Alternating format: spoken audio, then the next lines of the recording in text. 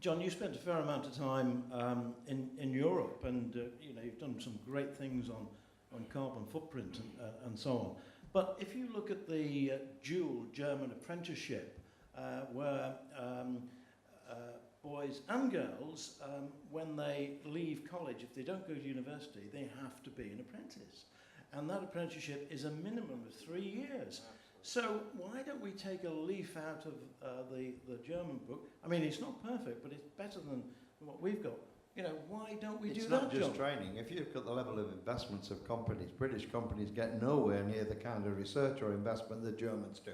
It's just built into their system, presumably more successful with it. But we got lost in all them, what did we used to call them? Yuppies or something. They were the middle class, weren't they? I mean, the ones that you give them a 6-week course on bricklaying. It's a damn disgrace. The industry wouldn't take them. They weren't skilled, but it got the politicians feeling they got apprenticeship. Yeah, and now we've got them exactly the same. Now talking about apprentices. You'd think we'd have thousands of apprentices. They're not apprentices. There are people who've got a little certificate to say I attended school and that day I got so many weeks. I could say this to you though. I was delighted to see that you had young people here talking. We have to lift up that aspiration, and usually that word, that's usually the bloody right of my own party, but leaving that side, lift up their aspirations, and particularly for the girls and the women.